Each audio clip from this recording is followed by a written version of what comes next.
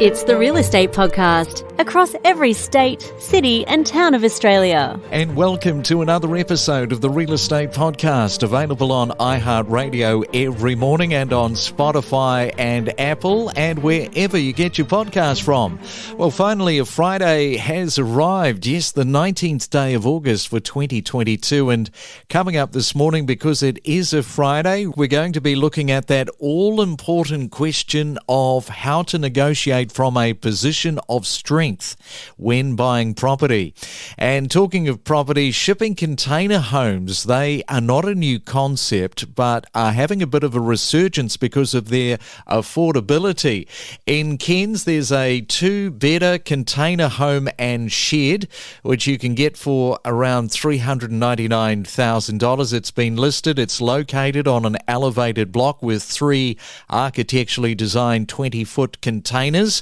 And there's also one that's about 45 k's from Bathurst in New South Wales. Now, this home, also a container home sitting on a hill, and the new owner is going to get a parcel of land which is 113 hectares. And the asking price is between $450,000 and $490,000. So, that's not too bad, is it? 113 hectares with your container home this morning. We are just as addicted to property as you are. Every weekday morning from 6:30. From first home buyers to property investors and everything in between. Every morning on the Real Estate Podcast.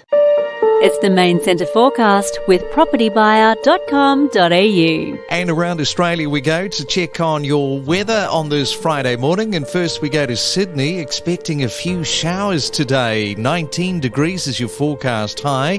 Melbourne also 1 or 2 pieces of rain and expecting a high of 15 degrees. Brisbane, sunshine with blue skies, 25 is your forecast top. And in Perth, cloudy but dry today with 19 degrees. It's the Real Estate Podcast, across Australia, 7 days a week. Let's Talk Property, a podcast series with Rich Harvey. Well, after a year and a half of incredible price growth, sellers are no longer sitting in the box seats. And if you look at a Sydney or Melbourne in particular, they've gone past that inflection point in the market. Now, when listings were low and there were plenty of buyers, vendors could make extraordinary demands around price and conditions. They knew that if the first prospective buyer didn't play ball, there would be a dozen or so just waiting for their chance. Now, we're most likely at a point of rebalance where dominance in property dealings can swing either way. So how do you negotiate from a position of strength when a market is in a state of change? Well, to help answer that complex question, we have Rich Harvey, buyer's advocate and CEO of propertybuyer.com.au. And a very good morning to you, Rich. A busy week? Yeah, good morning, Craig. Always a busy week. It's been a good one, though. So our team's really kicking some goals this week with some new purchases for our clients. So we're very happy. This is a good one to discuss because we're sort of right now, the market is even evolving in August. So how would you characterise the market? Is it a buyer's market, or are some people still holding on to the seller's market position? Well, Craig, first we've got to remember there's not one market that we're talking about. Right across Australia, there's 15,000 suburbs. So we can't just put a particular number or a single comment to say this is how the market is.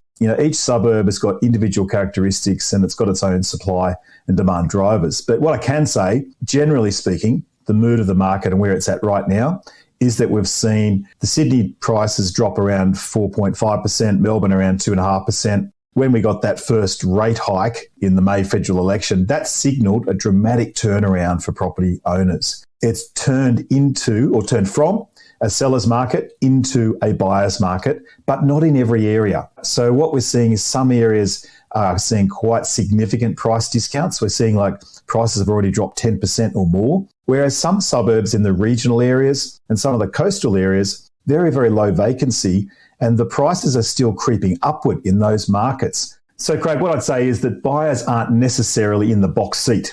rising interest rates are weighing very heavily on people's borrowing capacity and their budgets. And a lot of vendors are actually holding off choosing to list their property at the moment. So that limited supply of property still means that purchasers need to bargain hard when they're buying.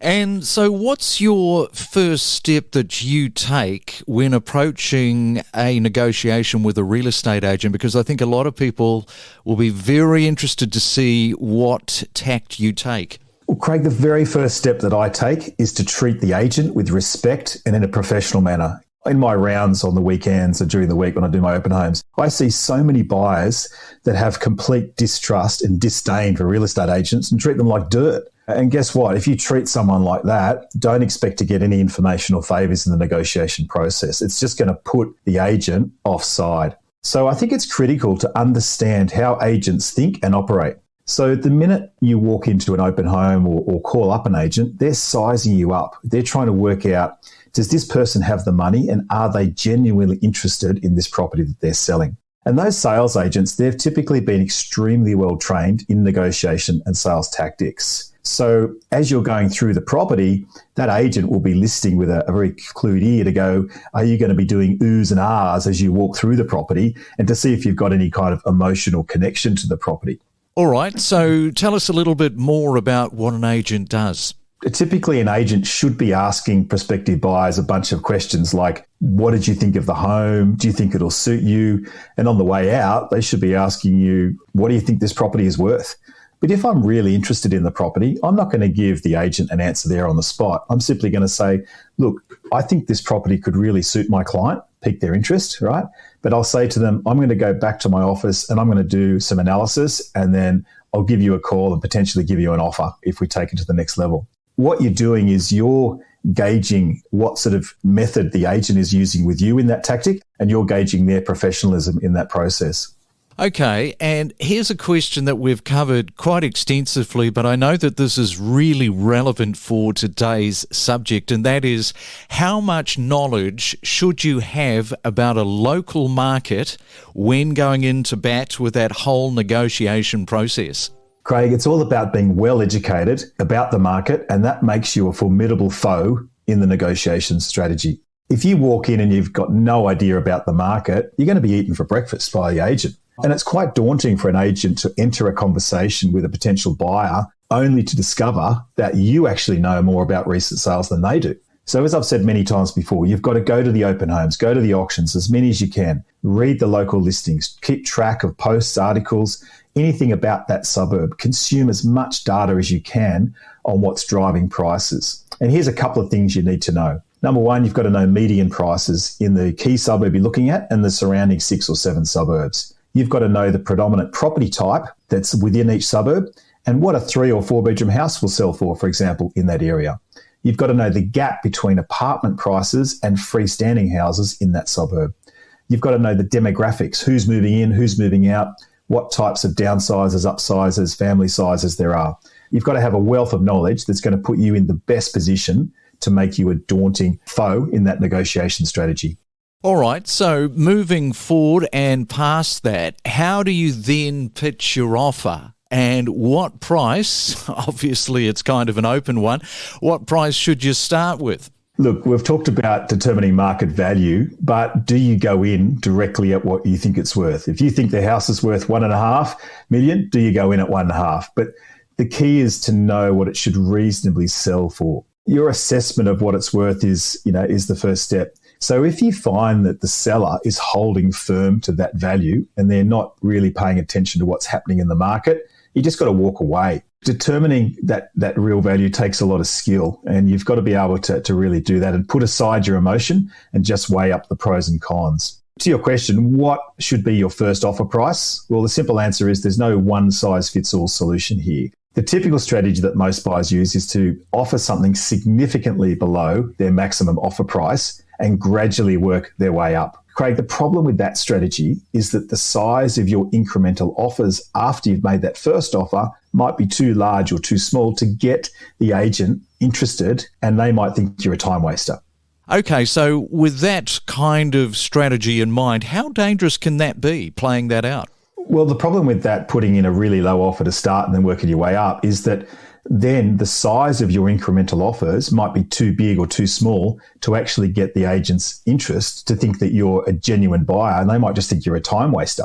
What I've done, Craig, in some cases is I've gone in and I've actually presented what I call a best and final offer straight off the bat. I'll say to the agent, I'm going to offer you a really top price, but I won't be coming back and giving you a subsequent offer. And here's my reasons why. And I list all of the sales that are relevant in comparison, put it in writing, and I say to the agent, I'm not coming back for a second buyer. If you find another buyer, good luck to you. But here it is. Here's my offer. Take it or leave it by 5 p.m. tomorrow. Otherwise, we're moving on. So for me as a buyer's agent, I'm a lot more direct and upfront with the selling agents because we're professionals at our craft and the agent should be a professional at their craft. So our conversation is very much based around comparable sales and the pros and cons of the property we're talking about versus other ones on the market or that have recently sold. Okay, so why don't you, because you've been down this pathway so many times before, how about giving us a couple of examples? I've got a great example of a property I bought earlier in the year. It was an off-market property. I'd done a letterbox drop in a local area, found a 4-bedroom, 2-bath, 2-car home, and it was a really difficult time, very competitive time in the market. Got an owner to respond to my letterbox drop, went around, had a look. Now, the owner was pretty upfront, pretty transparent. I said, look, have you had agents through? He said, yes, we've had 3 agents through. They've quoted me between 2.2 to 2.25.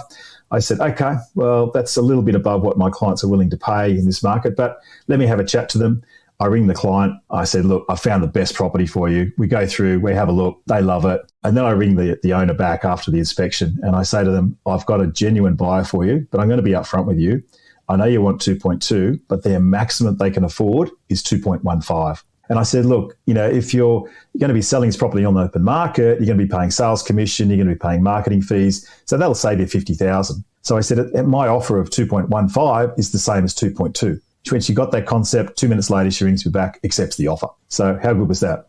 Another example of a property I bought earlier in the year where an owner wanted 2.1 and they really just had the property overpriced. And I kept watching it. Anyway, they finally put an advertised price of 1.95. So I thought, you know what? This owner's pretty keen to sell. So I put in a cheeky offer of 1.7 because I actually didn't think we had much chance of buying it. I then increased my offer 3 times and we ended up buying it at 1.86 because we had another buyer come in as well. We had a bit of competition, but I was able to nudge that buyer out by just $10,000 because I had a particularly good relationship with the agent and I got particular insights into how they were negotiating and where I needed to be. Just having that relationship with the agent can sometimes mean the difference between getting a deal and not getting a deal.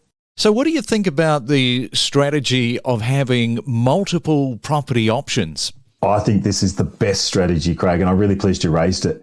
So if you're a property buyer, you're going to be finding one property and you might fall in love with it. But what you've got to do is have option B, C, and D up your sleeve. It's incredibly powerful to be able to say to an agent, you know what, if we can't get a agreement on this, that's fine. I've got another property down the road that I'm going to buy. Because then there's a fear of loss for that agent and a fear of loss for that vendor that they may not get the price. This is a particularly good strategy in a declining and correcting market. It doesn't work in a rising and really hot market, but right now, having those alternative properties is a fantastic way to go. The other thing you've got to think about is what if you can't actually buy the property? It might just mean you need to keep renting. You might need to look further afield, but having those other options is a really key power play in your negotiations. And finally, to wrap things up, what's a few tips for our audience with relation to successful negotiations? Well, I've alluded to one before, Craig, and that's to stay well connected. You've got to have good relations with selling agents. They're at the coalface of new listings and with market movements, and maintaining really good lines of communication is really important if you're looking for a property that's got limited stock in a certain area. And once you've made that offer, you've got to stay in connection with the agent on the progress. Don't let 24 hours go by without getting an update from that agent. Another tip is to rely on a professional buyer's agent. Having someone who step in the fray, removes all of the emotion, and they just provide a hassle-free solution. And they can give you particular guidance and they can know the way to frame offers and the way to position offers so you've got the best chance of success. For me, it's all about having the right attitude and the approach and having the fortitude and patience to get the deal done right. It's not just what you say when you make an offer, it's how you say it in your tone and the language, and also particularly in emails. All of those things make a huge difference in the outcome of your negotiation. All right, so there's a lot of information there, negotiating property strengths and how to do it successfully.